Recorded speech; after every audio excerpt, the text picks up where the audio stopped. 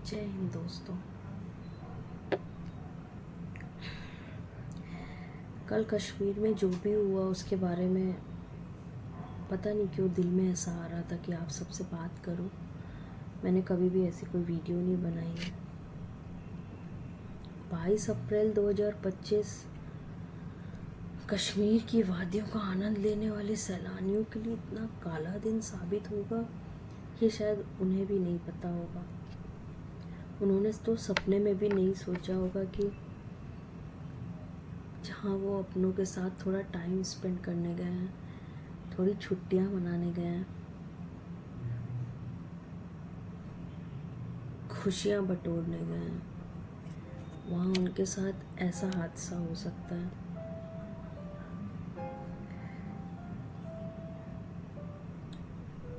लोगों का उत्साह कब गोलियों की गूंज में और चीखों में बदल गया शायद उन्हें भी नहीं पता चला होगा।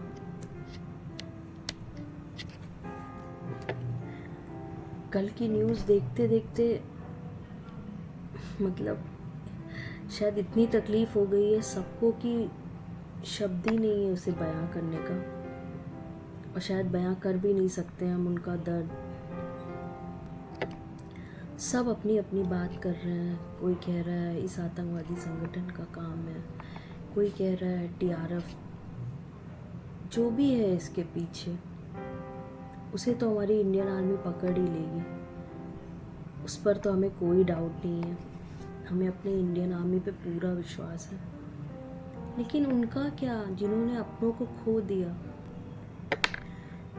कुछ लोगों ने अपनों को खो दिया और कुछ लोगों ने रोजी रोटी खो दी।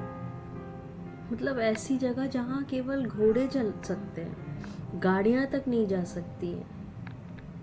उनका जीवन सोचिए, वो सारा दिन सैलानियों का इंतज़ार करते होंगे कि लोग आएंगे, घोड़े की सवारी करेंगे, उन्हें पैसे मिलेंगे, शाम को घर जाएंगे तब उनके चूल्हे जलेंगे।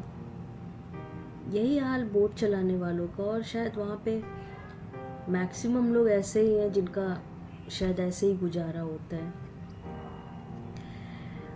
उन सब के बारे में सोच के भी दिल बहुत कांप सा जाता है कि उनका क्या होगा।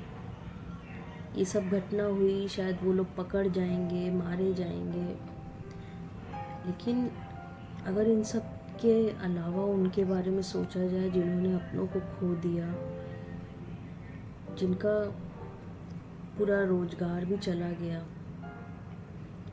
अब लोग वहाँ जाने से भी लोगों के मन में भय आ गया होगा। कितना भय बैठ गया होगा उनके मन में। क्या वहाँ के लोगों का जीवन इतनी आसानी से पटरी पे आ पाएगा? मुझे समझ में नहीं आता कि आज भी लोगों के मन में एक दूसरे के लिए इतनी नफरत क्यों है। पुराने टाइम में युद्ध हुआ, देश का विभाजन हुआ, वो सब समझ में आता है, लेकिन विभाजन के इतने समय बाद भी एक दूसरे के लिए इतना रोष, इतना क्रोध, इतनी नफरत कि निर्दोष लोगों को भी मारने में लोगों के हाथ नहीं कांपते। कब खत्म होगा ये सब? लोगों की जाति धर्म पूछ के उनको मारना, ये उनकी स्ट्रैटेजी है। हमारे देश के अंदर लोगों को आपस में लड़ने के लिए उकसाना, ये सब उनका स्ट्रैटेजी का एक प्लान हो सकता है।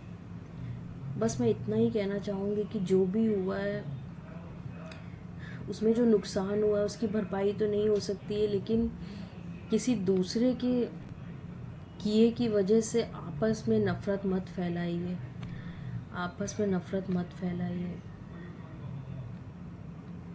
क्योंकि उसकी भरपाई कोई नहीं कर पाएगा। बस इतनी सी बात करने का मन था आप लोगों से।